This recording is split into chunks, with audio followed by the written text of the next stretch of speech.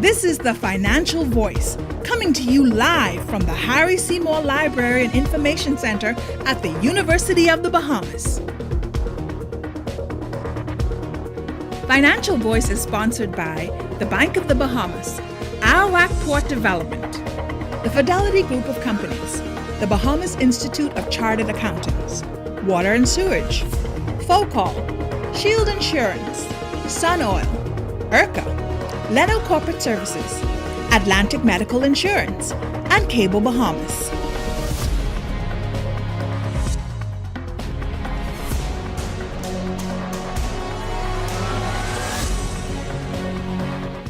Good evening, everyone. I'm Carlton Smith, and welcome to the Financial Voice, coming to you live from the Harry Seymour Library and Information Center at the University of the Bahamas, before a live audience, and carried to the nation on RTV Cable Channel 212. A feature of the Bahamas Forum scene, Financial Voice is pleased to be coming to you tonight in our 10th year. We are grateful for our continued partnerships with the University of the Bahamas and RTV Cable Channel 212 for their contributions, which allow us to engage and educate our community with valuable financial information. 2 weeks ago, the government of the Bahamas unveiled its plan for the fiscal period July 2017 through June 2018. This much anticipated budget communication comes at a time when the nation is fresh off an historic and startling election result. Will a new administration bring much needed transparency and accountability, as well as effective management of public funds? Will the Bahamian people get the good governance they are yearning for? The collective cry concerning public taxes and funds from the Bahamian people demonstrates a persistence to know and understand the finances of the country, and to demand not only answers but also solutions to our vexing economic and employment issues. This very first budget of the one-month-old new administration promises strengthened fiscal discipline and was presented around the theme, entering a new era of public sector accountability. Tonight we will discuss key portions of the national budget, not from a partisan political perspective, but objectively with several Bahamian professionals. Our panel is well qualified to discuss the national budget. It covers a broad spectrum of our Bahamian intellect. We welcome Mr. Hubert Edwards, the Chief Business Development Officer of the Bahamas Development Bank. Hubert, good evening. Welcome to the Financial Voice. Thank you for having me, Pete. We also welcome a young man coming all the way from Clemson University in South Carolina, Dr. Peter Blair, Assistant Professor at John E. Walker Department of Economics at Clemson University. Good evening, Doc. Good evening, Carlton. Good evening, Bahamas. We also welcome another doctor, a medical doctor, Monique Pratt, nephrology, hypertension, and dialysis specialist at the Kidney Center. Good evening. Good evening, Carlton. Thanks for having me. And our neighborhood economist, Rupert Pinder. He is also an adjunct faculty member at the University of the Bahamas. Rupert, good to have you once again on the Financial Voice. Good evening. As always, our in-studio and broadcast audiences will be invited to take part in our conversation. You can comment and ask questions of the panel members. We welcome questions and comments from our in-studio audience, and we're opening the phone lines to give our electronic audiences the same opportunity to take part. The numbers to call are 424-1436, 424-1436, and our text line is 466-8899. Panelists, thank you all for being here, and let's get started. When assessing the 2017-2018 budget, how would you characterize the budget and the government's theme of a new era of public sector accountability? Is there reason for optimism? And are there any reasons for concern? Hubert, let's begin with you. Thank you very much, Carlton. The current administration ran on a platform basically of reform. It indicated in a significant way that there are certain fundamental changes which need to be made to governance, changes which need to be made to public financing, changes which need to be made to campaign financing. And if you go through the budget and the budget communique from the Deputy Prime Minister and Minister of Finance, and also you look at the speech from the throne, you would see a significant amount of elements of that speaks to reform. And so I think in a nutshell, this is a reform budget. And in a very important way, I think it needs to be. If you analyze and take the numbers which are outlined in terms of where the country is at this point in time, I think as we move forward, there need to be significant reforms. So there are many elements in there which I think is viable and valuable for the country going forward. But there's also some element of concern, and one of those is, does the country at this point in time have and is generating sufficient revenue on a go-forward basis to deal with the issues that we're faced, or the issues which are being highlighted on a go-forward basis? That's the primary concern. That's one. The revenue that we're generating. The revenue stream that's been generated, I think there's much been made about deficit and deficit spending. In real terms, there's nothing wrong with deficit spending. What may be a concern is having spent the money, you can find tangible benefits which is accruing on a long-term basis for the benefit of the country. And so we can delve into some of those. One of the things which really jump out, I think, at anybody who would have heard the budget presentation, is the fact that the government is about, or pass a resolution to borrow almost $250 million. And that in and of itself Three quarters of a billion. $750 million. That in and of itself holds significant import. But psychologically, just shy of $1 billion, that starts to give you the impression that the space for growth, the space in terms of debt to GDP, that is becoming at a critical level. It's shrinking. And Rupert, as an economist, any concerns? Are you optimistic as an economist when evaluating this budget? Well, I think certainly in terms of, if we were to start, let's say, in terms of the optimistic track, I think certainly there's a recognition in terms of the headwinds. And by that, in terms of where we are, certainly there's been a lot of talk in terms of, as Hubert would have indicated, in terms of the requirement to borrow $750 million, I think around $722 million, to take care of some of the commitments for this fiscal period, and I think $322 million for the next fiscal period. So we know that in terms of a concern. So certainly there's a recognition for those headwinds. Certainly looking at the budget, I think, having gone through the budget, I think one of the concerns for me is really that the budget really perpetuates a status quo, right? And certainly, given in terms of where we are right now, I mean, one of the things that obviously was a concern for me was to the extent to which the Minister of Finance announced that he will hold the line in terms of spending. In my view, I think it was important to look in terms of some cuts within the budget, not only in terms of addressing the fiscal deficit, but I think more importantly, to send the appropriate signals, both in terms of the local community and also in terms of the international rating agencies. Because one of the things is that if you were to look at some of the reports from Standard & Poor's and Moody's, one of the things that they talked about is this need for fiscal consolidation. And certainly what I gather from all of that is really a coded message in terms of addressing the need of expenditure cuts.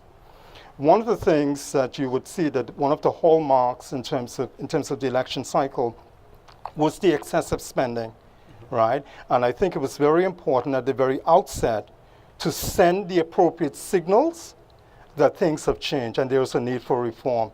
Because my concern is that if we don't make the tough decision, somebody will make the tough decision for us. And if you look throughout the region, in terms of the English-speaking Caribbean, there are lots of examples where you've had IMF interventions, where by way of structural adjustment programs, where the remedies have been quite painful. And so it's very important that we make the tough decisions now while we can, rather than having those decisions externally imposed. Well, we've heard from our veteran panelists on the Financial Voice. Let's bring in our newcomers to the Voice. And we have a lone female panelist. She carries a heavy burden representing the female population in our country tonight, Dr. Monique Pratt. What are your views? Are you optimistic about this budget? Do you have some concerns? Actually, just on reviewing the budget, I'm actually very optimistic and reviewing it and looking through the government trying to decrease spending because we're in a big deficit and a lot of debt. I think there's definitely room for optimism, especially looking in Grand Bahama because, you know, we have we've been ailing the economy for so long, and I was actually really impressed. They're going to try to really improve things in Grand Bahama. And being a physician, my take and my standpoint and having strong views on the healthcare system, I was very impressed with this present government and in the budget that included some funds for us to continue the NHI and also introduce universal health care. I'm a big advocate of that, of course. And everybody who's a citizen and legal resident, we're entitled to have great health care in this country. And in order to do that, it's very important to continue a program, or to start the program, such as the NHI, and continue on with that. So I'm actually looking forward to that as well, because I've been very heavily involved previously with the current Minister of Health in writing programs and being a part of the Catastrophic Care Committee previously in the past and trying to get that started. And that's very, very important for the health of our nation, that we shouldn't be able to have these cookouts and be able to have patients dying, they can't receive the care that they need. So I'm very impressed with that, and it stood out to me. So there definitely is room for optimism, and especially for the young generation. I'm kind of a part of that. I'm not super young, but young enough that I'm a part that I'll be a part of making a big change in this country and decreasing the deficit. I'm impressed with the openness and the accountability, and that's going to be very, very important, I think, in this upcoming few years. Dr. Peter Blair, do you share those views as another younger Bahamian? Yeah, and it's wonderful to be back here. The first time that I was here for the Financial Voice was, I think, in 2009, and this was when we passed a budget that included $500 million in additional expenditure. And the idea behind that was really to absorb this global macroeconomic shock. And so let me put a couple of figures out there. So in the wake of the financial crisis, we borrowed $500 million. There's no financial crisis, and we're going to borrow $700+ million. So let that sink in, right? Now, if a hurricane were to happen on the order of the hurricanes that have happened in the past, and we need to borrow another $300 to $400 million, in 1 year, and we're just entering hurricane season, we can go to $1 billion. Say it with me, $1 billion in additional government borrowing. And so this leaves very little wiggle room for us. So that's the first thing. When I went through the budget, I want to highlight a couple other really important numbers here, because I think it's important to be succinct. So we're going to increase expenditures for national insurance from 2016 to 2017 by $70 million. We're going to increase spending in the Ministry of Health by $50 million. We're going to increase spending in the Ministry of Tourism by $30 million. In the Ministry of Finance by $30 million. So that's just 4 ministries, and already we're talking about $200 million in increased expenditure. And a lot of this expenditure is recurrent expenditure. So in the case of the Ministry of Tourism, close to $20 million is going to Bahamas Air, Nassau Flight Services, and a couple other things like that. And so just the privatization of Bahamas Air itself would save the Bahamian populace $20 million per year, right? Furthermore, if we look at a lot of the additional expenditure in NIB, it's going towards pensions. That's recurrent expenditure. If we look at what's happening in the Ministry of Health, where there's $50 million in additional expenditure, that's going towards the creation of a national health insurance program. So let's ask ourselves the question, given that we are in the fiscal situation that we're in, is this the moment to expand what are called entitlement programs like health insurance? It certainly feels good to say that we should all be entitled to health care. The question is one of timing. And I want to bring some historical context to this debate. So right before I came here, I submitted a paper to the American Economic Review, which was some research that I did on the Movable Property Act and its effect on economic growth in the Bahamas. And this kind of harkens back to some work that was done by Peter Blair Henry, who is the dean of NYU's business school. And he studied what was the fiscal response of Barbados and Jamaica to the oil shocks of the 1970s. And what he found was that Jamaica expanded under Michael Manley a lot of its social programs, whereas Barbados tightened its belts. And you can see the dramatic difference in the ways in which the Jamaican economy shrank precipitously. Their dollar was devalued relative to Barbados, which was able to maintain a stable peg. We are at that critical tipping point in the Bahamas. And this is the time not to increase expenditure. This is the time at the very minimum to hold the line, if not reduce expenditure, particularly given that the tax burden in the Bahamas has increased with the addition of the value-added tax. So I think before we borrow a single cent, we need to understand where has the VAT money gone. We need to understand what are some of the ways that we can tighten up revenue collection. We also need to understand what are some of the ways in which we can tighten our fiscal belts, because we are at a crossroads in this country, and it's important for us to be very serious. It's important for us to be very judicious. And I'll end on this note, Carlton. Every time that we have a change in government in the Bahamas, what do we hear from the Minister of Finance? The cupboards are bare. We don't have any money and we need to borrow. And the reason why this happens very early in the term, in my humble view, is that a new government feels as if it has a mandate to carry out its social programs. And this budget is laden with carve-outs for social entitlement programs, carve-outs for Bahamas Air, for national health insurance, and this is not the time to increase expenditure. Very interesting perspectives on the budget presented by the Free National Movement. A very pressing question, as Dr. Blair mentioned, where is the VAT money? The budget acknowledges $1.1 billion collected in the last 2 years by the previous administration. How was it used? Is that a reasonable expectation? Want to start? Well, first of all, I think it's important to clear up some certain misconception with respect to the value-added tax, because as you read some of the things that are within the public domain, I think there's a lot of misinformation. First of all, the value-added tax was really intended to slow the rate at which the debt was growing, right? Some people seem to think as if the value-added tax is a separate account to pay down the debt, etc. But it's really intended to slow the rate at which the debt was growing, right? Having said that, one of the things here, and Dr. Blair would have pointed out, I think in the past few years, I think there have been a lot of emphasis on the social programs, and I think not enough emphasis was placed in terms of growth opportunities.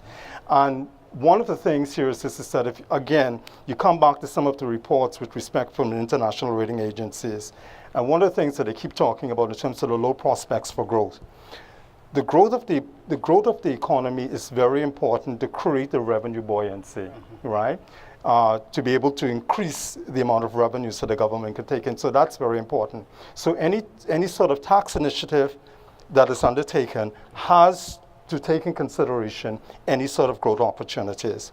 One of the things here is that you find that there is a limit to how far you can tax people. The problem with the value-added, well, when I say problem, the issue that you have with these form of taxation in terms of the value-added tax is that these are largely consumption-based tax, so which means that they place a disproportion of the burden on persons at the lower end of the spectrum because a greater proportion of their incomes is spent on consumption. Initially, when the value-added tax was introduced, actually I was one of the proponents of the value-added tax because I recognized that it was a stopgap measure to where we were in terms of the large fiscal deficit. Prior to the introduction of VAT, or I think heading into the previous election cycle, we were running a fiscal deficit, a GFS deficit of close to $500 million. To me, that was unsustainable. You're talking about less than 2 years, you're adding $1 billion to the national debt. So hence, I was one of those persons who supported the VAT initiative. But guess what happened? I mean, after you introduced VAT, you were right back to where you were in terms of the large fiscal deficit. So again, I think that there was some value in terms of people asking, well, how is it that you because in addition to the VAT, you also had some other measures in terms of greater compliance. You also introduced some other taxes as well. I think you went up on business license fee during the interim. So in addition to the VAT, you had a number of other programs, a lot of other tax initiatives that were going on. But what happened is that the rate of spending was faster than the rate in terms of your growth in revenues. That's like saying, you go into a doctor, the doctors recognize it as a tumor, the doctor says, well, okay, well, here is some medicine to address the tumor. The medicine in this case being equivalent to the VAT, to reduce the growth in terms of the tumor, but then you go and you drink lots of alcohol, you smoke lots of cigarette. Well, you defeat the purpose of the medicine that was intended by way of the value-added tax. So it's interesting that after we've introduced VAT, we're right back to where we were in terms of the debt growing. And one of the interesting things I found in going through the budget is that we tend to look in terms of a number called the direct charge, which is really the debt of central government. And we peg the debt We of... got to pause there, Rupert. I know you could go on forever, but we have to take our first commercial break. Thank you, panelists. You're watching The Financial Voice. We're discussing the national budget. Will this budget address the critical concerns of the economy? Is this a sound and prudent plan that can meet the needs of the Bahamian people? Our phone lines are now open. You can call us on 424-1436. Our text line 466-8899. We'll be back after these messages. Heading into another boring summer? Let Fidelity Bank help to save your summer by entering to win a luxury summer vacation. That's right, Fidelity is flying you and a friend to Las Vegas for an all-expense-paid luxury 5-day, 4-night vacation. Fidelity is also giving away weekly prizes, including a weekend stay at Baha Mar, a $500 shopping spree, John Bull gift certificates, day trips for 2, dinner passes, and much, much more. Fidelity, we're good for you. Financial dreams only become a reality when we make the commitment to ourselves and our financial future. Let Leno help you bridge your dream into a reality. Leno Corporate Services offer individual retirement plans, pension administration, investment management, brokerage and trading, accounting, payroll, and corporate services. Leno, bridging possibilities. Contact us at 396-3225. The world is getting smaller. We travel more. We see more. We do more. So you need a bigger health plan like Premier Health. You have easy access to benefits at home. 1 million U.S. providers accept your ID card for college, vacation, and business travel. With 24/7 worldwide assistance, U.S. pharmacy benefits, and 96% of claims settled in 5 days, Premier Health offers you the care you deserve. Atlantic Medical, where people come first. CGIGroup.com. Are you coughing, sneezing, having headaches, respiratory issues, allergies, or itchy skin? Toxic mold may be the problem. Clear Solutions Plus can help. Certified best in the Bahamas, specializing in mold removal, water damage restoration, AC duct cleaning, and more. Call Clear Solutions Plus to schedule an inspection for your home or office at 677-3138 or 427-3138. Open 7 days at the Mount Royal Plaza. Facebook at Clear Solutions Plus Certified Mold Removal, or visit our website. We are your solution to indoor air pollution. This is what Christmas looks like when you have a Bank of the Bahamas Christmas Club account that gives you higher interest than any other bank. And this is what Christmas looks like without a Bank of the Bahamas Christmas Club account. Which type of Christmas do you prefer? We thought so. Open a Bank of the Bahamas Christmas Club account today and get more merry for your money. Ho, ho, ho, ho, ho. Merry Christmas! Only at your Bank of Solutions. Since 1967, Focal has been a vital part of the Grand Bahama community, providing high-quality products and great customer service. Today, we continue to work hard and remain focused on fueling growth for people throughout the Bahamas.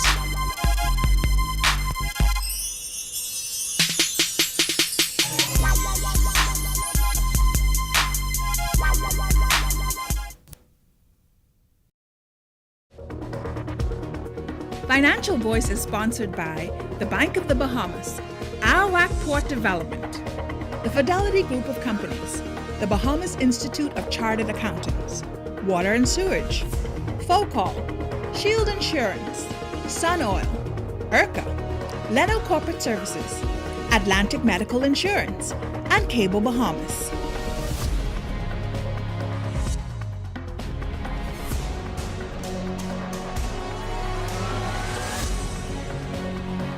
Welcome back to the Financial Voice. We're coming to you live on RTV, cable channel 212, from the Harry Seymour Library and Information Center at the University of the Bahamas here in Nassau. I'm Carlton Smith, and we're discussing the national budget with our panel of experts. Before we go any further, the economy is projected to grow at a rate of 1.7% during the upcoming fiscal period. What prospects do you see for the growth of the economy and the creation of new jobs? Hubert, let's begin with you.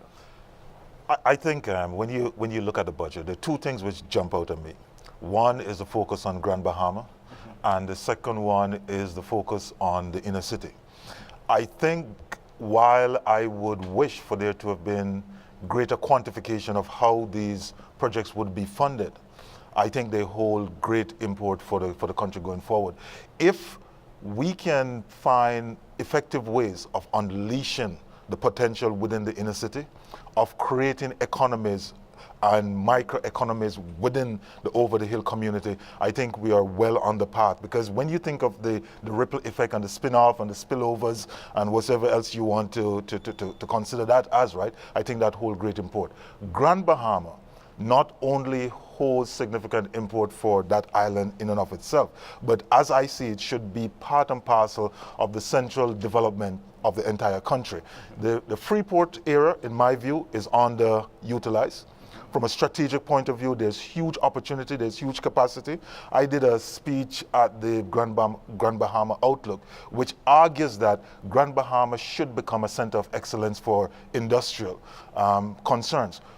One of my concerns in the budget itself, and I understand why it's done, because there's an element of diversification taking place there, but there may be a bit of a confusion in Grand Bahama. You want it to be a little bit of tourism, a little bit of industrial, and a little bit of every other thing. The flaw in the strategy may be focus, but if that can be resolved, if persons can come together and come up with a really pragmatic and well-defined plan, I think Grand Bahama holds significant import, not just for the island itself, but catapulting the Bahamas further in terms of its revenues base. So let's find out some more about Grand Bahama. Dr. Monique Pratt is from Grand Bahama, and the government alluded to the fact that they want to create an ICT center on the island of Grand Bahama. Yeah, and also with Grand Bahama, it's very important to, like you mentioned, to give us a brand. And I think that's what we're lacking, is to define exactly what our purpose is and to give us a brand as far as a destination, whether it's going to be industrial destination or it's going to be used for IT, it's going to be used, or Grand Bahama is going to be utilized in a way to stimulate the economy as far as the television industry, which was mentioned in the budget. Also, medical tourism was brought up, which is a great opportunity. We have Okeanos there now, and they do stem cell research, and that can be a wonderful hub to grow that. And I think that it's very important for us to, and we have also another issue in Grand Bahama. I would say it's an issue, but it's a little tough because the Port Authority governs a lot of the city of Freeport. We have great infrastructure. It's a great island, but it's very important for the government to continue to negotiate with the Port Authority and to make the ease of businesses and growing businesses and starting businesses there in Grand Bahama. So it's a pearl, it's a gem, and I've been there. I was born and raised there, and I would love to see the economy. People are hurting. And I live it, I see it every day. I'm in the public sector, I'm a consultant to the hospital, so I work in the clinics, and we need that boost. And I think Grand Bahama needs to be a priority. The hospital needs to be a priority. We need a new hospital. We need, our economy needs to be boosted, and in any way we can get that help would be great. Okay, let's go to our audience.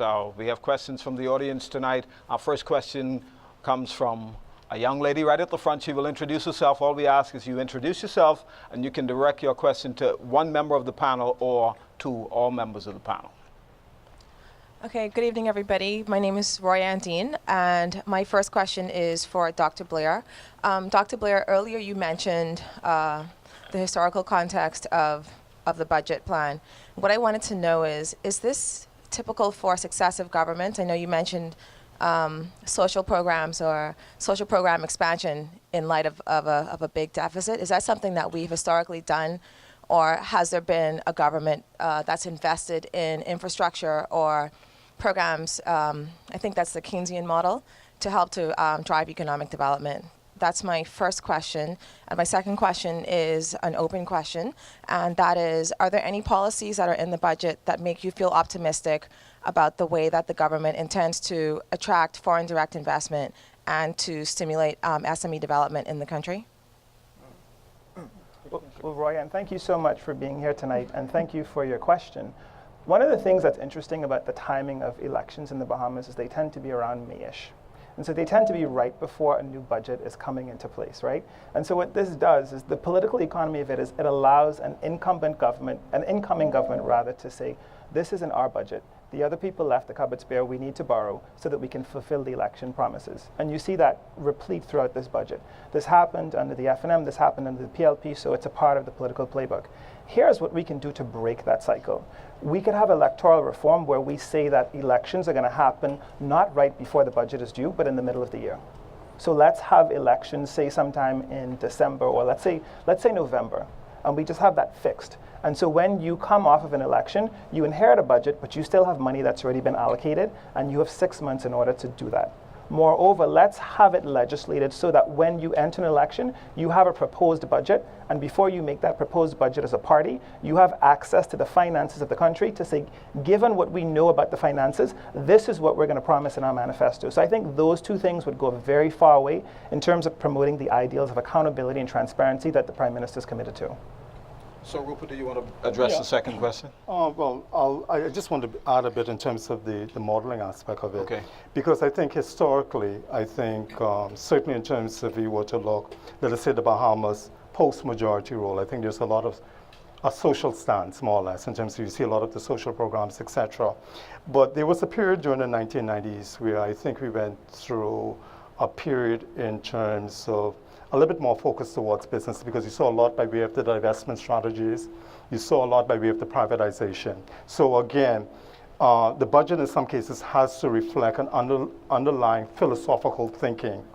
One of the things that you saw over the last 5 years is really in terms of a more or less a more of a social sort of leaning. The question is not necessarily in terms of right or wrong. It's a question in terms of the results that you get at the end of today. And I think I would like to see in terms of less social programs, and I think Dr. Blair would have alluded to that, because I think we have to look in terms of ways that we need to grow this economy. One of the things, and I think this perhaps segue in terms of the second part of your question, because I think one of the things that we have to look at is that we need to divest ourselves of some of these public corporations, starting with Bank of the Bahamas. Because if we're looking in terms of expenditure cuts, we also have to look at these corporations that are drained the public resources. And again, it has to reflect on underlying thinking. In my view, philosophically, I feel that governments are not very good at running private enterprises. I think that they should be out of the business, that really should be in the hands of the private sector. And so there are lots of examples, I think, where the government really need to look seriously at a divestment strategy as a way to put more monies into the public treasury and allow these some of these corporations and entities to be more efficiently run. Okay, you want to add something, Hubert?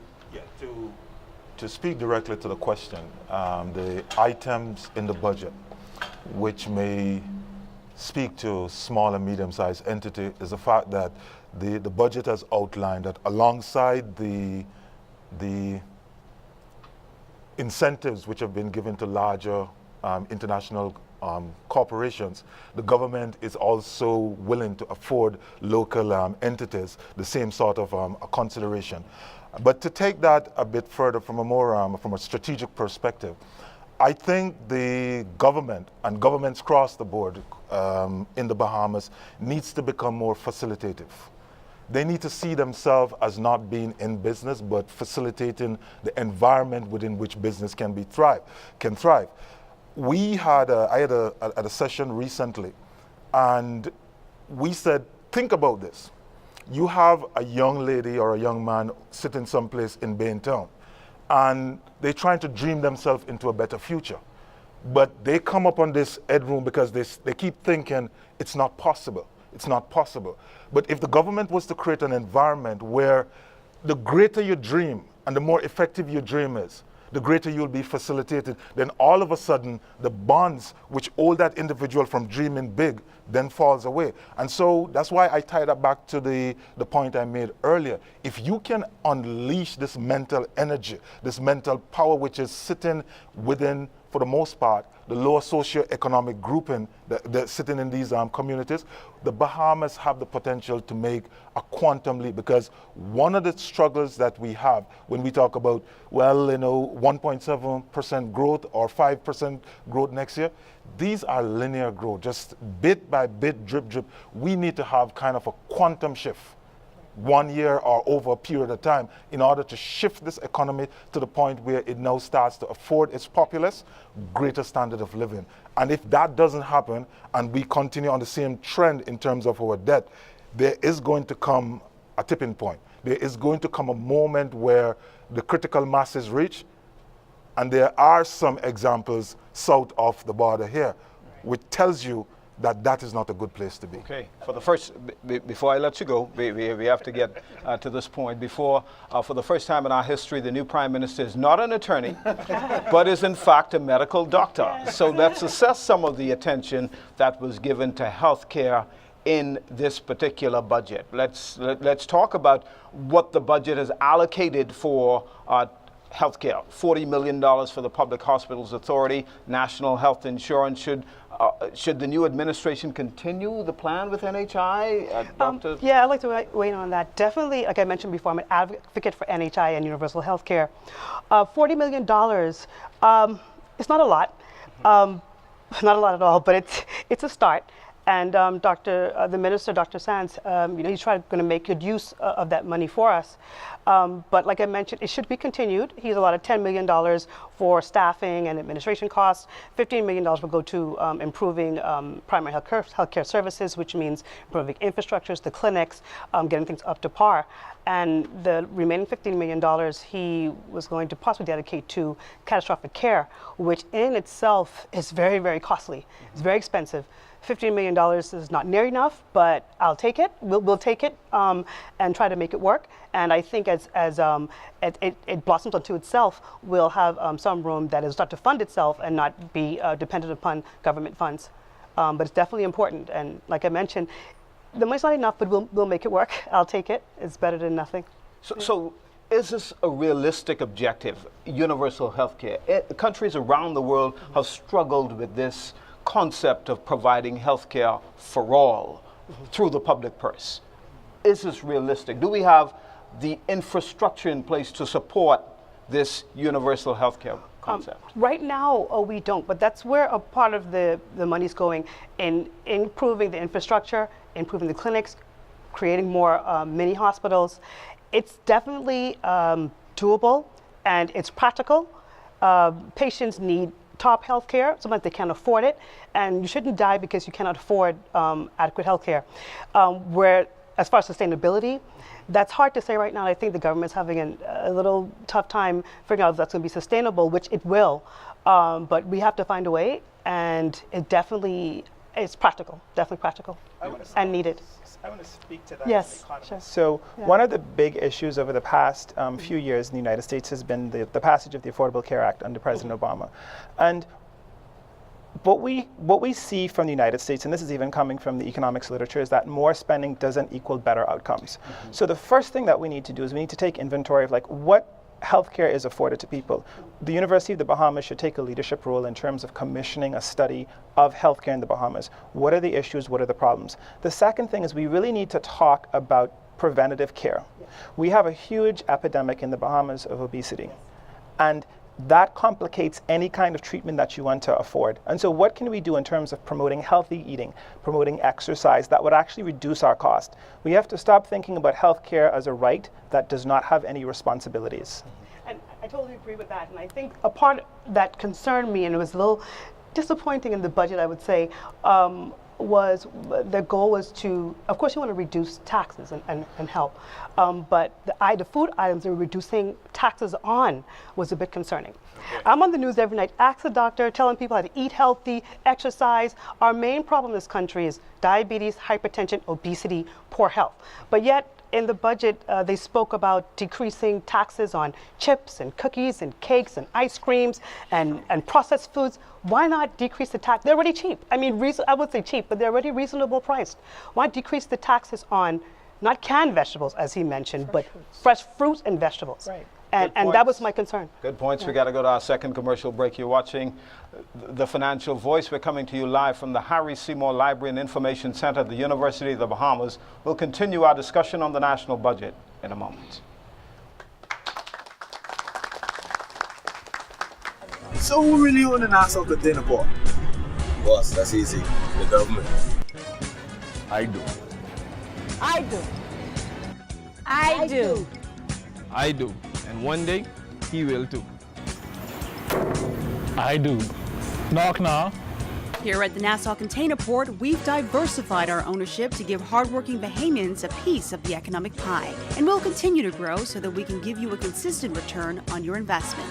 That's our promise. Child Shauna, another year older, and I just got a new smartphone and MNP for my birthday. What's MNP? MNP stands for Mobile Number Portability, and IRCA, the regulator, says that with MNP, I can keep my existing number anytime I make that change. Really? Yes. So that means that the girls won't have to remember a new number for me when I make that change. Thanks, MNP. MNP, change your service, keep your number.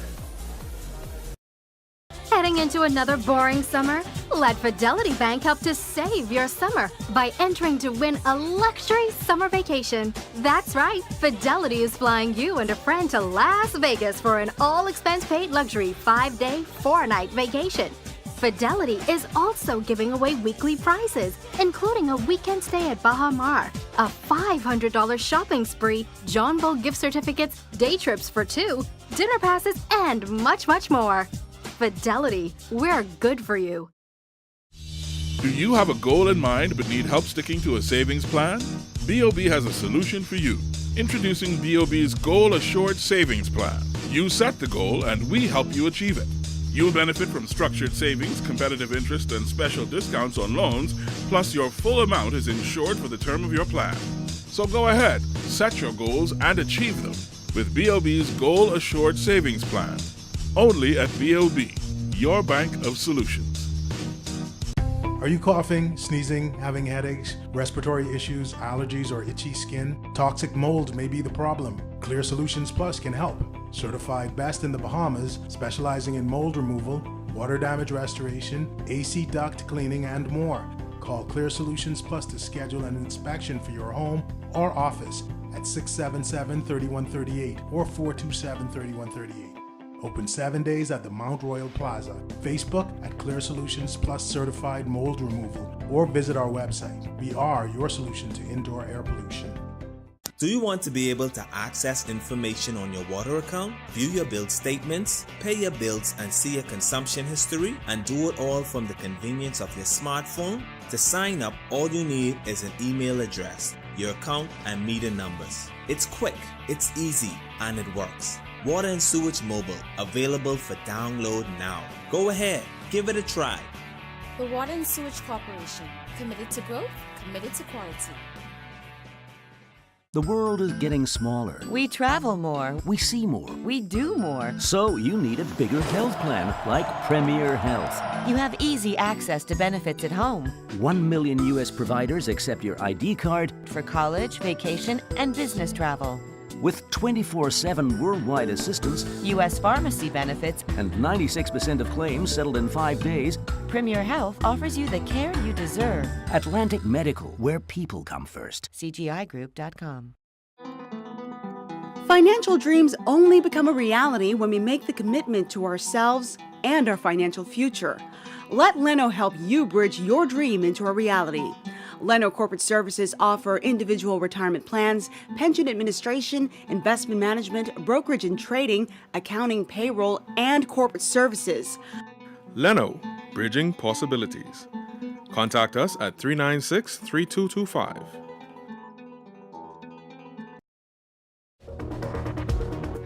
Financial Voice is sponsored by the Bank of the Bahamas, AWAC Port Development, the Fidelity Group of Companies, the Bahamas Institute of Chartered Accountants, Water and Sewage, FOCAL, Shield Insurance, Sun Oil, IRCA, Leno Corporate Services, Atlantic Medical Insurance, and Cable Bahamas.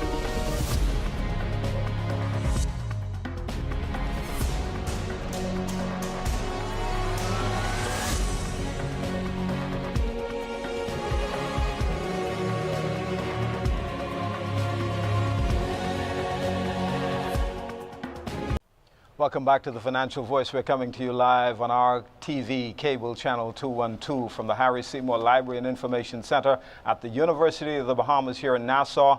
I'm your host, Carlton Smith, and we're talking about the national budget. The debate is continuing in the House of Assembly, but so is the public debate. The new budget takes effect on July 1st. We have a question coming in from the audience, but I believe we answered it already. The question is, should the government give funding to upgrade the clinics? That has been addressed.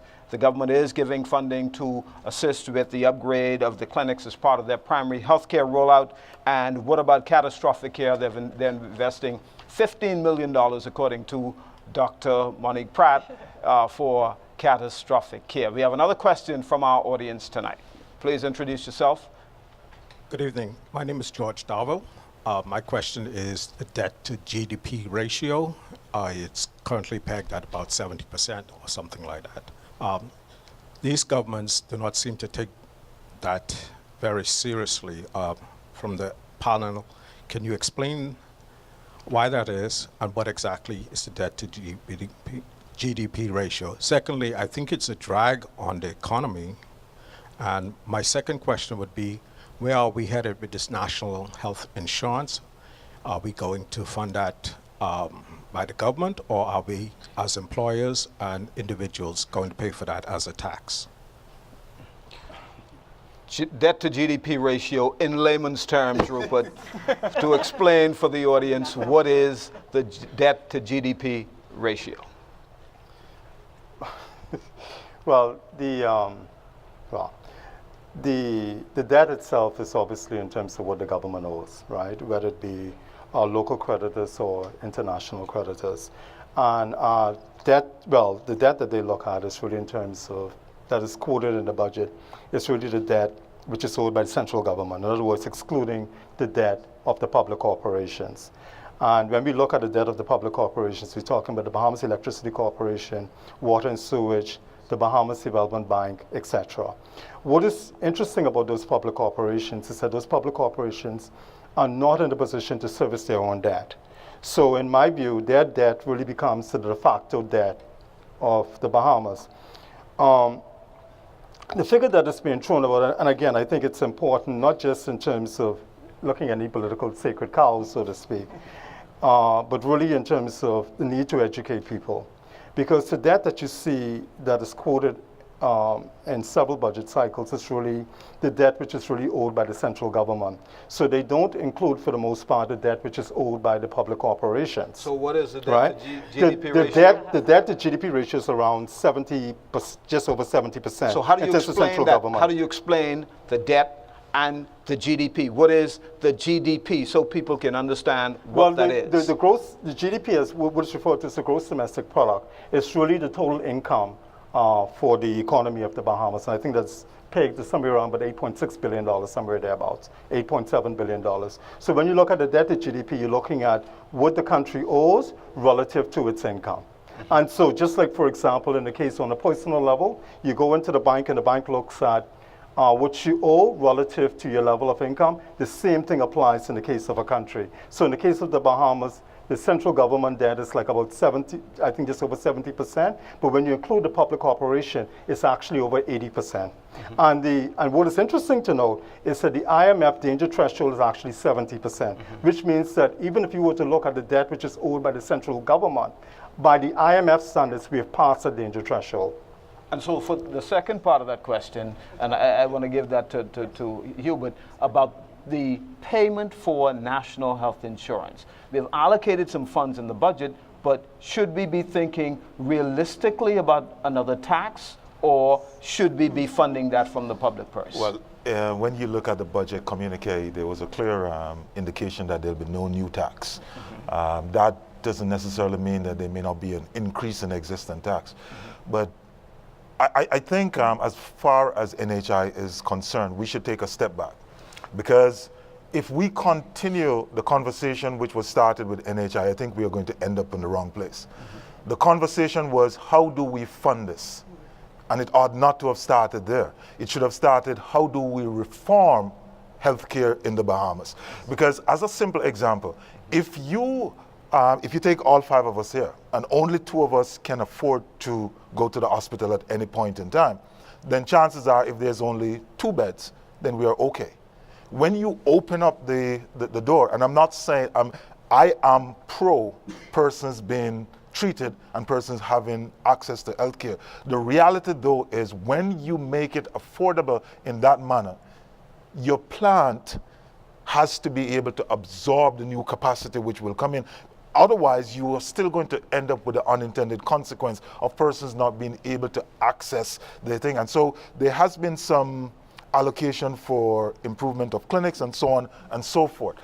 I propose to you that that's not near enough. And so if this administration would, in my mind, take a second look at how it may wish to slow down the process, step back and start having a conversation, very deep conversation with all of the players about how do we reform healthcare in a true and definitive way, I think the future for healthcare in the Bahamas may be on better footing. Okay. As we sit here at the now University of the Bahamas, it's fitting to discuss the topic of education. How would you describe the state of education in the country today, perhaps in one sentence? This calls for brevity, my panelists. One sentence, how would you describe the state of education in the country? Let's begin with you, Dr. Blair. I'm extremely hopeful. Just the University of the Bahamas transitioning to university status makes me extremely hopeful that it's going to take a leadership position on education broadly in the Bahamas and on this issue of national development. Well, I'm optimistic. I mean, one of the things I saw in the budget is the $2 million, I think, which is allocated for iPads, etc. But certainly in terms of recognition to need to start at preschool, etc. Okay. Making the investment. I'm optimistic as well, and I'm always an advocate for higher education. And as I mentioned, the $2 million budget they did for the preschoolers for the iPads, they need more computers in the schools. Kids are smarter. I'm impressed with the University of the Bahamas. I think we're off to a good track. Fundamentally, when you're going back to basics, when you're going to the kindergarten level, I think that's the place to start. But when you look at the education system overall, it's challenged. I knew my panel could do it. So what are some of the highlights from the university transition thus far? What do you think are the significant points that we can celebrate? What can the community expect from UB moving forward? I want to jump on this one. So my mom, who's in the audience, was here from the foundation of the institution, even before it was the College of the Bahamas, and so she's seen all of the transitions. And in fact, the current president, when he first came his first term, she said, Peter, this man is going to take us to university status. And even after he left, she said, your job is not done. And so she got me on that bandwagon, and I wrote a letter to the editor of the newspapers encouraging the panel to really consider him very seriously, and they did so, and now he's taking it to university status. One of the things that's really exciting to me is the opportunity for research, because the difference between a university and a college is research. And so Rupert and I were just talking about opportunities to connect Clemson with the University of the Bahamas to do research projects, for example. And we need to involve the University of the Bahamas in terms of coming up with nonpartisan approaches to issues like NHI. So if we were to, for example, do a 2-year consultation like they did in the United States before Obamacare around healthcare, that could be domiciled in the University of the Bahamas. We can send the University of the Bahamas a check for $1 million and say, we want you to do the relevant surveys, we want you to get the relevant experts, the relevant people in their respective disciplines to spearhead that. And so I think this is something that we should certainly start at the University of the Bahamas, this kind of leadership. Do we have a model at this time to adequately fund tertiary education in the country? If not, what should that model look like? Should there be some reliance exclusively on private funding, or should there be a mixture of public and private funding? You want to tackle that too? So I am the expert on this panel because I do study education. That's a part of my PhD dissertation, so I will hog this part of the segment. But when you look at universities in the United States, they run by endowments. So Harvard, where I went to school, has a $36 billion endowment, right? So Harvard matches our GDP like 4 times over, and it's one single institution. So we have to create opportunities to attract resources. For example, why don't we have a Sidney Poitier School for Dramatic Arts, get Oprah to write a $5 million check, get Denzel Washington to write a $10 million check. We can bring the money into the University of the Bahamas. Universities can get money. People want to have their names on buildings, right? And so I think the first thing that we need to do is we need to run headlong with an endowment. We need to get the energy that the entire country has about being excited about the University of the Bahamas, to get people to write checks and to bring the money. I think that's what we need to do. And you sound like you will be the crusader. They will recruit you to be the major fundraiser to make this happen. I will completely do that. My commission will only be 10%, that's all. This is like in Home Alone. AC said 10%. One thing in education also, I was heavily involved in research, and I'm published, written book chapters and multiple papers and peer review articles. And like you mentioned, just attending Georgetown where I did my nephrology training, we were as big as our research. Right. So research is very important to stimulate that. I have junior physicians who work with me every day and they're hungry for it. I try to get them involved in it. Research brings money. So you can get funds from outside funding, National Institute of Health, which is NIH, which can fund Caribbean studies and so forth. That'll be a really, really big advancement, I think, for the University of the Bahamas as well, to get research funds. Okay. I'm not an education expert. What I would say to this, right, is there need to be a recognition that when we discuss economics, when we discuss about strategic development of a country, an educational institution is a fundamental part of that. The economy itself, the college itself, the university itself, can create economies around it. For example, the Bahamas has embraced this idea of being a center of excellence for financial services. Until and unless the University of the Bahamas is putting out significant amount of information and research on financial services, it's not going to become that. The advantage the Bahamas holds is when you look around the Caribbean, as a population center, the Bahamas has one of the largest population center of the other offshore countries, Bermuda, Cayman, and so on and so forth. And so we have the critical mass. And the University of the Bahamas, I think, needs to see itself not only as a school, but part and parcel of every single industry in this country and dive in the middle and become the nucleus. We're talking about Grand Bahama becoming an industrial center. University of the Bahamas is to be in the middle of that. It needs to channel its courses and the offerings to match exactly what the strategic outlook is supposed to be. We have to take our final commercial break right now. You're watching The Financial Voice. We're discussing the national budget, and we're coming to you live from the Harry Seymour Library and Information Center at the University of the Bahamas. We'll continue in a moment. Are you coughing, sneezing, having headaches, respiratory issues, allergies, or itchy skin? Toxic mold may be the problem. Clear Solutions Plus can help. Certified best in the Bahamas, specializing in mold removal, water damage restoration, AC duct cleaning, and more. Call Clear Solutions Plus to schedule an inspection for your home or office at 677-3138 or 427-3138. Open 7 days at the Mount Royal Plaza. Facebook at Clear Solutions Plus Certified Mold Removal, or visit our website. We are your solution to indoor air pollution. So who really own the Nassau Container Port? Boss, that's easy. The government. I do. I do. I do. I do. And one day, he will too. I do. Knock knock. Here at the Nassau Container Port, we've diversified our ownership to give hardworking Bahamians a piece of the economic pie. And we'll continue to grow so that we can give you a consistent return on your investment. That's our promise. What's going on, boy? Son ain't stop at Chelsea. Boy, just saw a number out. I got a number for this, got a number for that, and more numbers coming. I was just saying I want to switch my mobile provider, but that could be another new number. No, boy, you on here? Eric introduce MNP. MNP?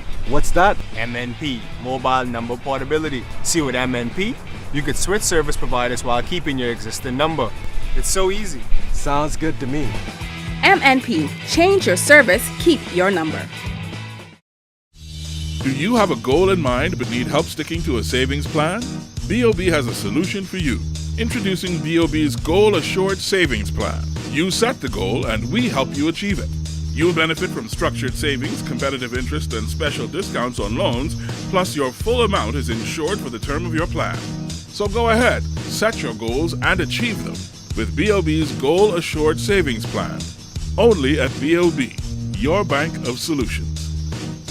Need insurance for your valuables? Shield Insurance is the answer for you, offering friendly, professional service at competitive prices. Our experienced staff at Shield Insurance work hard to ensure that you get the right coverage for your car, home, or business. Now introducing our new premium financing program designed to make it easier for government workers and employees of approved businesses to receive car and home insurance. Visit Shield Insurance on Thompson Boulevard or call 356-7202.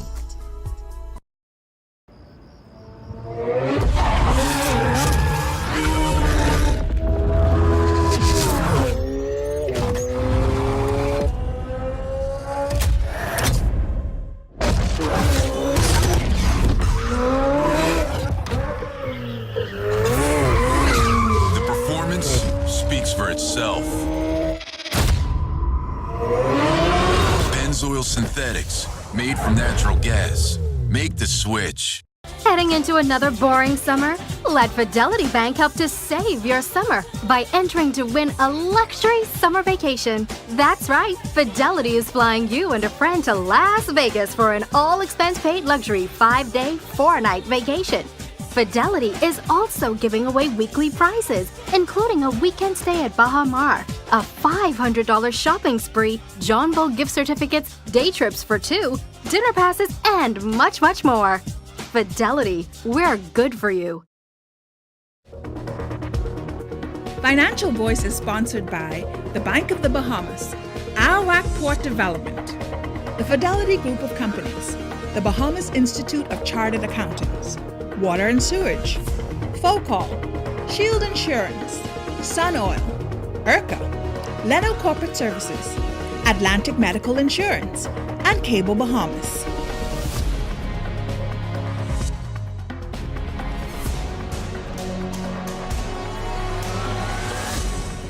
Welcome back to the Financial Voice. We're coming to you live on cable channel 212, RTV cable channel 212, from the Harry Seymour Library and Information Center at the University of the Bahamas. And let's go straight to our questions. We're getting a question from one of our callers, and they want to know, should we be looking at exploring the possibility of our natural resources as an avenue to grow the country's revenue? Rupert, let's begin with you.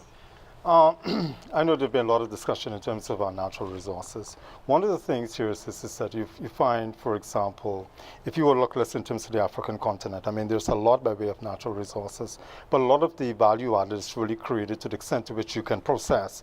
So a lot of times people, I think, and I have to be careful here because, I mean, there are actually persons who specialize in, let's say, resource management from an economic standpoint. But I think there could be the likelihood where people overestimate in terms of the actual resources, because I mean, a lot of the value is created in terms of the extraction, the processing, etc.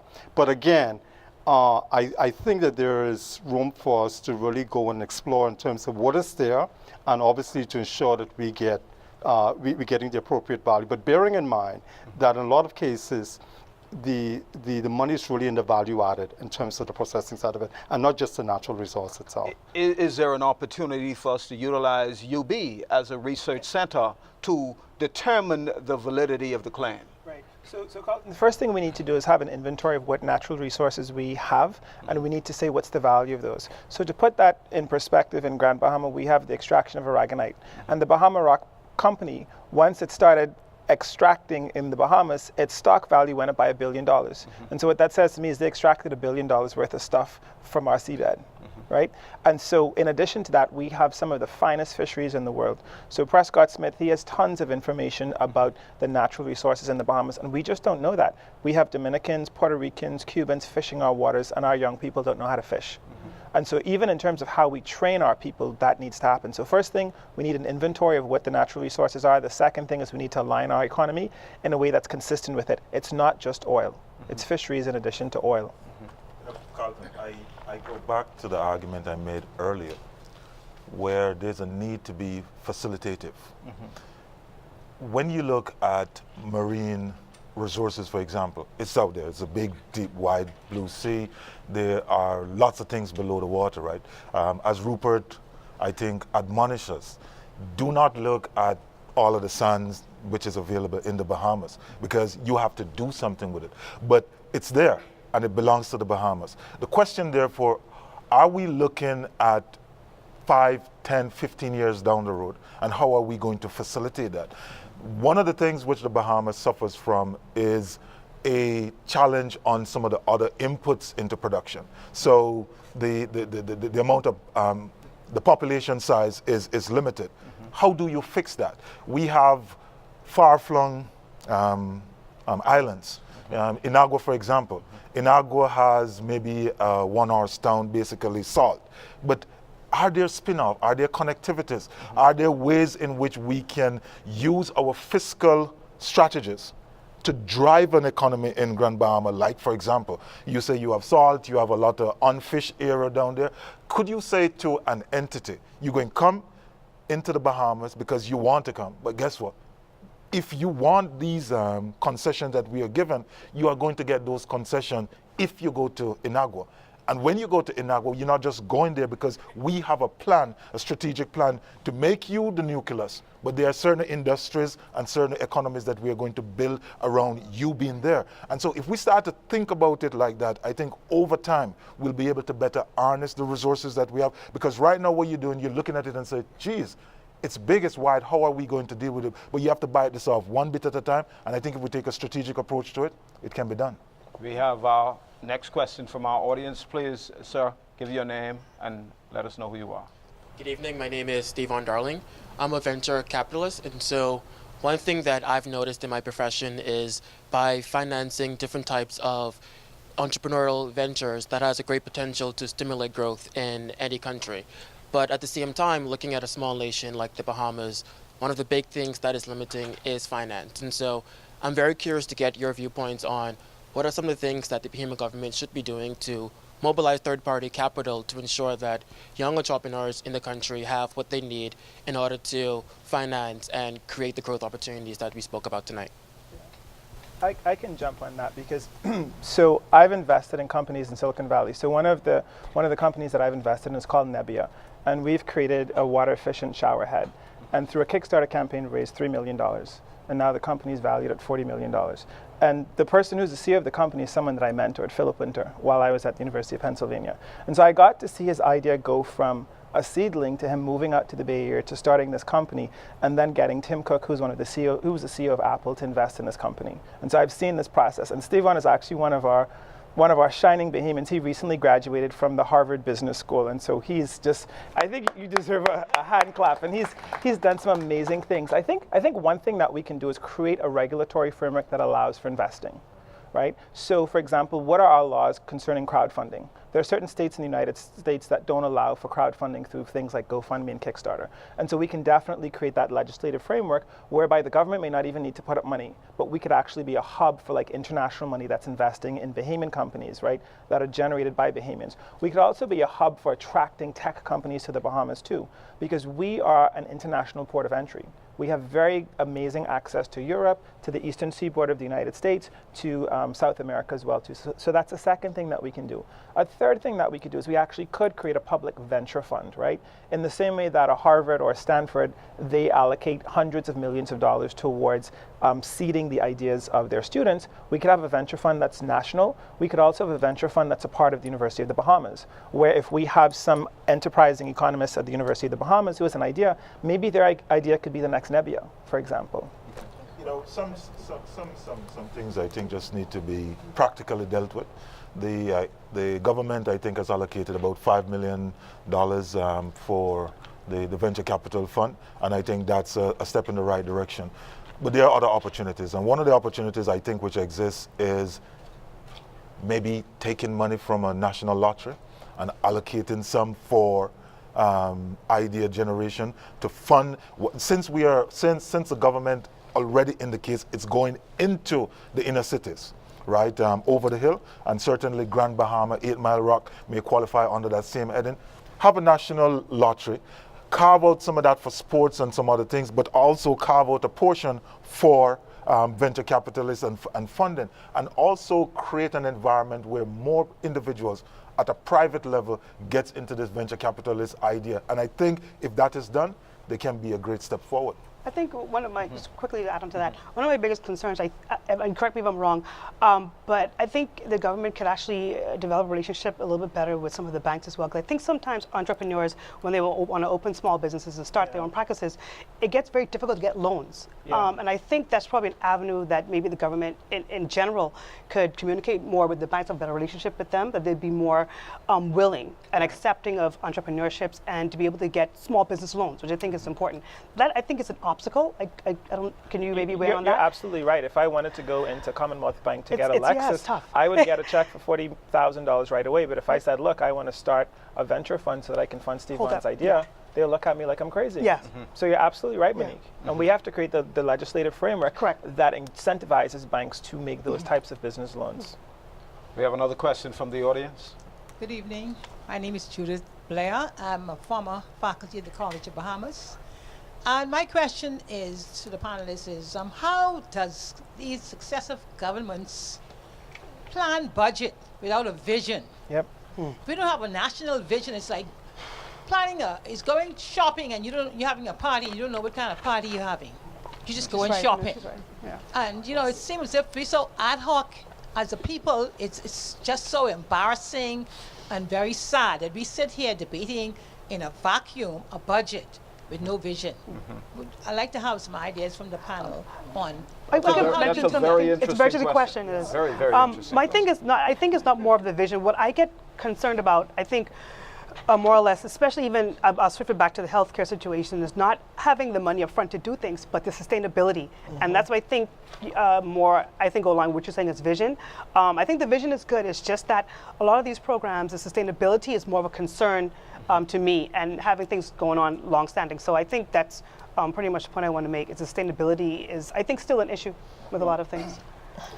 So I just want to weigh in on that because, well, I think for the last few years, we've had a national development plan in terms of a framework for a national development plan. And that's certainly a step in It's been a work in progress. Yes, It hasn't been approved yet. Yes.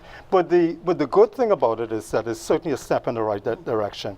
And the National Development Planning Committee, because I sit in one of the committees, have done a tremendous amount of work, certainly in terms of the diagnostic work, etc. And one of the disappointing things, I think, in my view, is that to the extent to which I think the budget perhaps could have included some of the elements certainly in terms of some of the work that has been done with respect to the National Development Plan. Okay, we have one final question in the segment.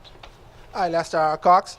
Great panel, Carlton. Rupert, you said that if you don't make the tough decision, somebody else will. And Hubert, you talked about this hyper growth. I'm curious about how do we grow our country? How do we grow our GDP? Thinking about one. We've got a huge government. Government is 30% of the economy, and then we've got a government with a lot of debt. And when you look around the world, you only see growth coming from countries like Dominican Republic and China, hyper growth coming from those two places. And then when you look at the developed countries like the US, growth is only coming from energy and the whole technology space. So how do we grow our context in the Bahamas? Well, maybe go on. Yeah, I'll take a stab at that. I mean, for me, I'm of the view that there's still tremendous growth opportunities in terms of tourism. One of the things that we have done is that we've taken more of an enclave type of development. These large enclave developments that you call resorts, etc., with there's very little linkages with respect to the rest of the economy. I'm a proponent of what you call an integrative approach to development. I'm of the view that those small resorts on the Family Islands are the way to go, right? And if you look at, I think there are 29 major inhabited islands thereabouts. Each of those islands, I think, provide a unique touristic opportunity. And I think that we haven't explored that. For example, I am not, and I'll say this publicly because I've said it before, I'm not a big proponent of BAMSI. I was of the view that money that we spent on BAMSI, right, should have been spent on infrastructural development in the Family Islands, developing airports in areas where we've shown to have a comparative advantage.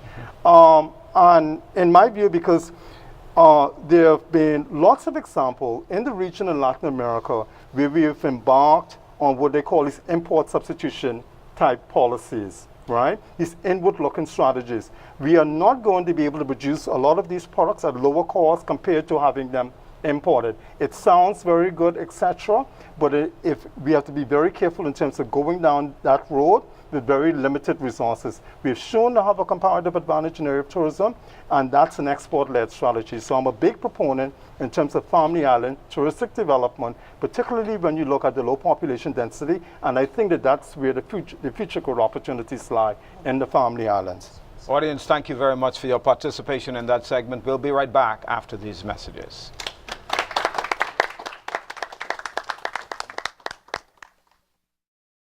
Need insurance for your valuables? Shield Insurance is the answer for you, offering friendly, professional service at competitive prices. Our experienced staff at Shield Insurance work hard to ensure that you get the right coverage for your car, home, or business. Now introducing our new premium financing program, designed to make it easier for government workers and employees of approved businesses to receive car and home insurance. Visit Shield Insurance on Thompson Boulevard or call 356-7202.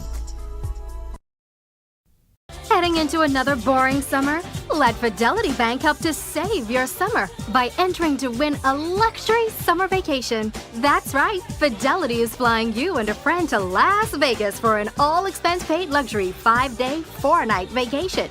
Fidelity is also giving away weekly prizes, including a weekend stay at Baha Mar, a $500 shopping spree, John Bull gift certificates, day trips for 2, dinner passes, and much, much more. Fidelity, we're good for you. Since 1967, Focal has been a vital part of the Grand Bahama community, providing high-quality products and great customer service.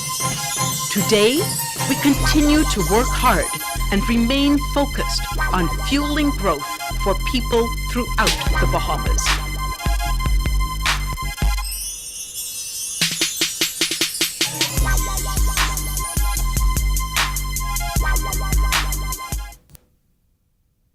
The best choice I've ever made is when I came back to the Water and Sewage Corporation. It felt like the more I shower, the more I wanted to shower. I felt like I was on top of a mountain and you know the pure water of the sky just flowing on your body. I, Shirley Mae Johnson, will never go back to the well water. Never, never, never. You want to be like her? Then ditch the well. The Water and Sewage Corporation, committed to growth, committed to quality.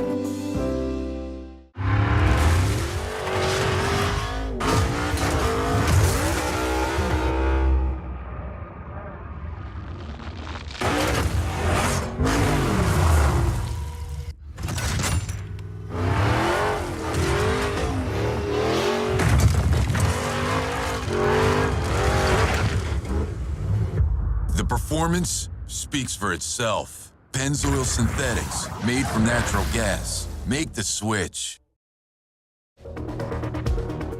Financial Voice is sponsored by the Bank of the Bahamas, Arawak Port Development, the Fidelity Group of Companies, the Bahamas Institute of Chartered Accountants, Water and Sewage, Focal, Shield Insurance, Sun Oil, IRCA, Leno Corporate Services, Atlantic Medical Insurance, and Cable Bahamas.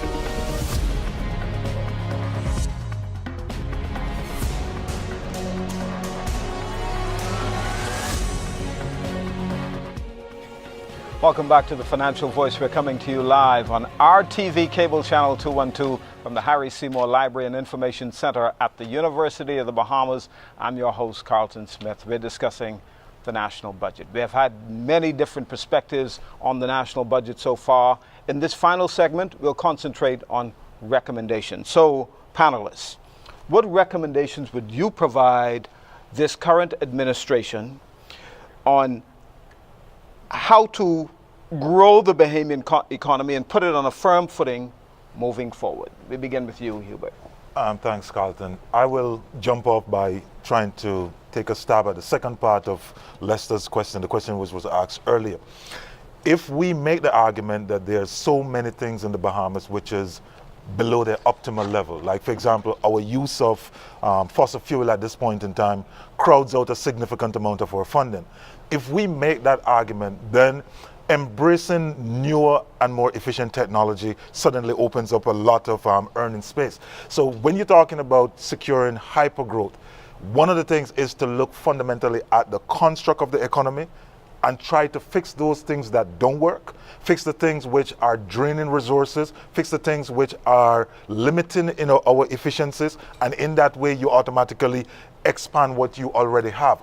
On top of that, we need to do things like, yes, grow Grand Bahama, ensure that the port becomes more significant. Right now we have a port which is effectively a flow-through. Things come there and move all the way up the seaboard just to the United States on the eastern side. But because of the strategic location, it was envisioned to be a point where you could have forwarding, repackaging, and some element of light manufacturing. So some things need to be looked at. I also think that the government has to take a very, very close look at how it deals with youth. 40% of this population is youth.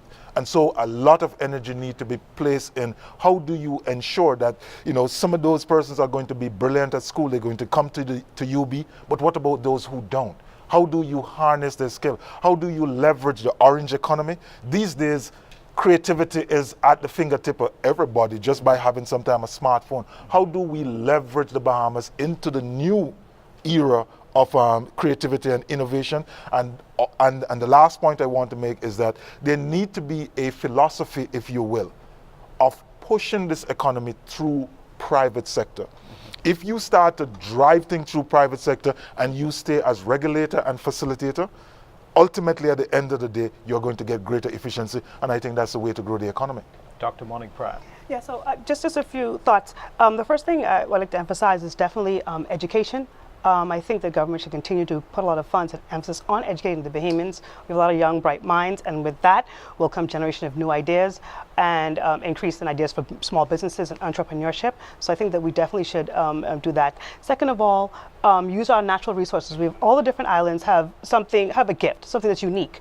I think the government should build on each of that uniqueness, find that brand for each island, whether it's in Southern Islands, whether it's in Grand Bahama, which we are unique as well and have our own beautiful things about it. So I think that's going to be another way to incorporate and build our economy. And third thing is that programs that we have, the ones that work and that are doing well, continue to invest in those, build those. The ones that don't work, well, kind of let them kind of not be as a major focus. Those are the three things I think that should help us stimulate our economy and to improve growth. Rupert? Well, I think the first order of business is really in terms of looking at the size of government, in my view, because the taxes that we get in terms of how we tax individuals as well as businesses is really to support the size of government. And I think we need to look again in terms of the size of government. And to be honest with you, I think the size of government needs to be reduced. We have to look at that by way of expenditure cuts, and also in terms of a strategy, in terms of divestment, in terms of looking at how do we those enterprises that can be better run by the private sector, divesting ourselves of that. The other thing that we have to look at in terms of growth, it's not just growth, but it has to be an export-led growth, because we need the foreign reserves. One of the things here is this, and I don't want to get too technical, but if you were to look at our balance of payments, which is simply look in terms of our imports versus our exports, we all know that our imports of goods far exceeds our overall export, but that has largely been taken care of by tourism receipt and foreign direct investment. What is happening now is that tourism has remained relatively flat. Foreign direct investment has actually reduced in recent years. So what is happening here is that if you were to look at our foreign currency borrowing, a lot of the imports, our appetites of imports, have been largely financed by foreign currency borrowing, and it's been borne out by the numbers. So we have to look at a strategy in terms of an export-led growth strategy that would earn us more foreign reserves. So we have to be careful about these social programs. That sounds very good on paper, that can be a drag in terms of taking monies out of the productive sector. We also have to look at these strategies that are more geared towards import substitution, which have largely been regarded as a failure, and look more towards export-led growth strategies that create the foreign reserves. Dr. Blair. Well, Carlton, really an honor to be here with such distinguished co-panelists here, and with everyone in our live audience and those watching us by television as well. In terms of the way forward, something that's really important is we have to depoliticize the budgeting process. We have to make sure that there's a fixed calendar for elections, and that doesn't coincide with exactly when we need a new budget. So that's the first order of transparency that I think this government can do and can act on immediately. The second thing we have to do is we really have to hold the line with spending. The third thing that we need to do is we need to have a plan. We need to say this is where we're going as a nation, and that needs to be a nonpartisan plan that we can commit to. So each budget is really just one step towards us going to this overall direction. And it's not a in terms of things that we have the University of the Bahamas, and we need to push research in the University of the Bahamas. We have a tourism product that needs to be more vertically integrated: medical tourism, religious tourism, sports tourism. We have fisheries and natural resources that we need to catalog and we need to tap into in a more detailed way. And the third thing is our young people. We have Steve Von Darling here in the audience, who recently graduated from the Harvard Business School, right? World-class guy. What are we doing to engage people like him? What are we doing to engage his counterparts at the University of the Bahamas? These are the folks that need to be getting the contracts or consultations of how we're going to move the country forward. Sounds good. Interesting perspectives on the national budget, good recommendations, solid recommendations for the new government of the Bahamas to consider. Ladies and gentlemen, unfortunately, that's all the time we have for this session. I want to thank you for your contributions here tonight. We know that we have only sparked a public debate on the national budget, but we do hope that it has been a catalyst for you to become more aware of the management of the country's finances and seek to become more involved in the ongoing discussion.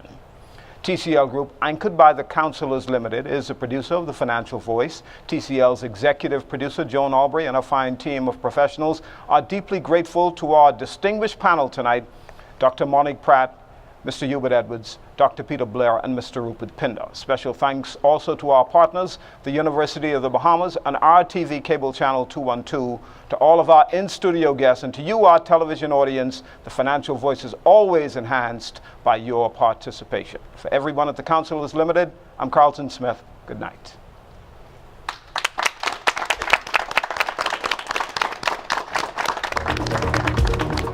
Financial Voice is sponsored by the Bank of the Bahamas, Arawak Port Development, the Fidelity Group of Companies, the Bahamas Institute of Chartered Accountants, Water and Sewage, Focol, Shield Insurance, Sun Oil, IRCA, Leno Corporate Services, Atlantic Medical Insurance, and Cable Bahamas.